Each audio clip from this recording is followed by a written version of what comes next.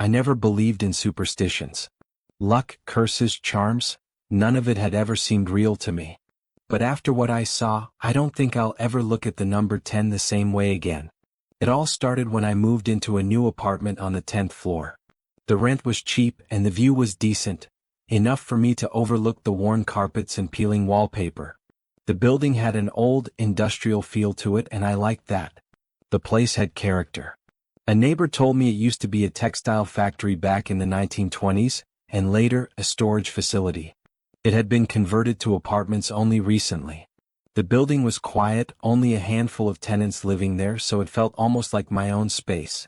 It wasn't long after I moved in that I started noticing strange things happening around my apartment.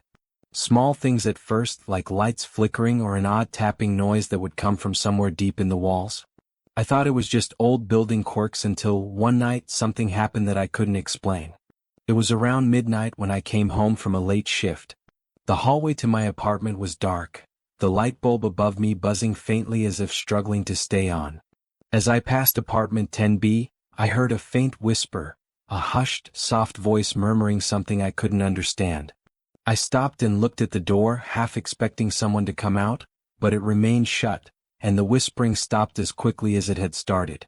I shook it off and walked the rest of the way to my door, trying to ignore the way the hairs on the back of my neck were standing up. Once inside, I locked the door and made myself a quick dinner, trying to ignore the growing unease. Just as I sat down to eat, the faintest sound of a door creaking open echoed down the hall outside. I waited, hoping someone was coming or going, but there was no sound of footsteps, just the faint, steady creak. When I looked out my peephole, I saw nothing but an empty hallway and the cracked door of apartment 10B, slightly ajar. The next day, I saw my neighbor, Mrs. Carlson, an older woman who had lived there for decades. When I mentioned the strange noise coming from apartment 10B, she gave me a strange look. "Apartment 10B?" she asked, her voice barely above a whisper. "There is no one in 10B. Hasn't been for years." I told her I'd heard voices, whispering, the creak of the door, but she only shook her head and looked away as if my question had made her uneasy.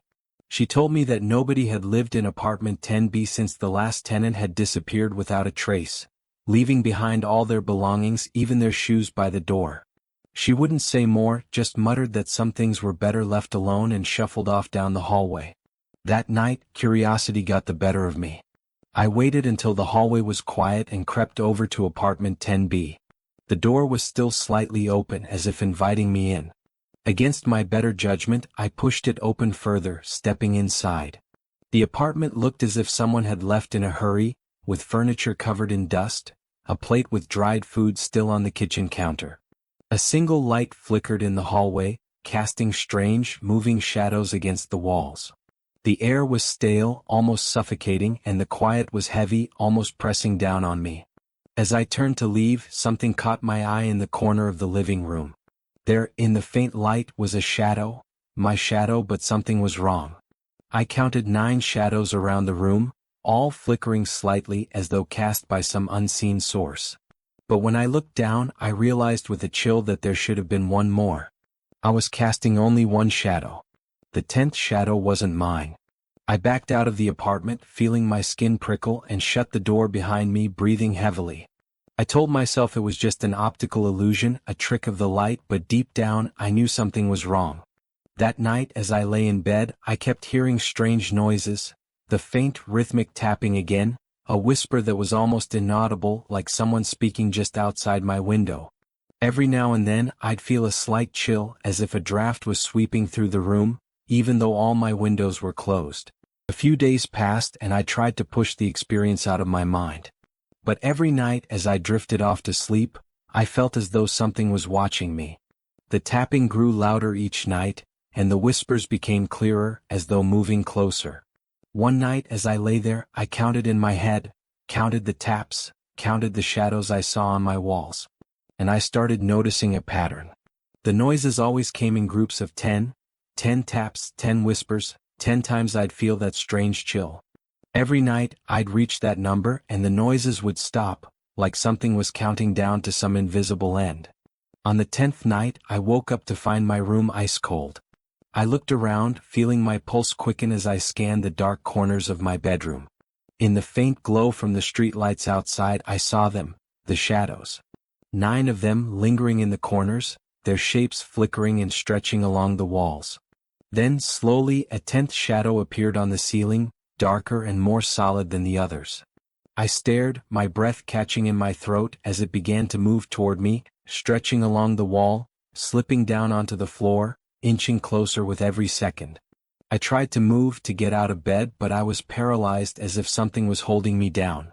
The shadow reached the foot of my bed and stopped, its shape shifting and contorting until it looked almost like a person, a twisted, indistinct figure with empty, hollow eyes.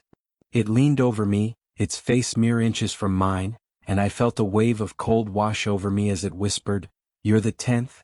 In an instant, it vanished, leaving me alone in the room, drenched in sweat and heart racing. After that, I began seeing the number 10 everywhere, on clocks, receipts, random street signs, as though the universe was trying to tell me something. But it wasn't just numbers on paper or screens. Each time I saw it, something strange would happen. A flicker of movement out of the corner of my eye, a faint whisper, a feeling of being watched. I tried everything to rid myself of it. I threw out anything with a 10 on it, started avoiding anything connected to the number, even moved to a new apartment on the 9th floor of a different building. But the shadows followed. On my first night in my new place, I saw them again, 9 shadows stretching along the walls, waiting for the 10th. And then I realized, I was the 10th.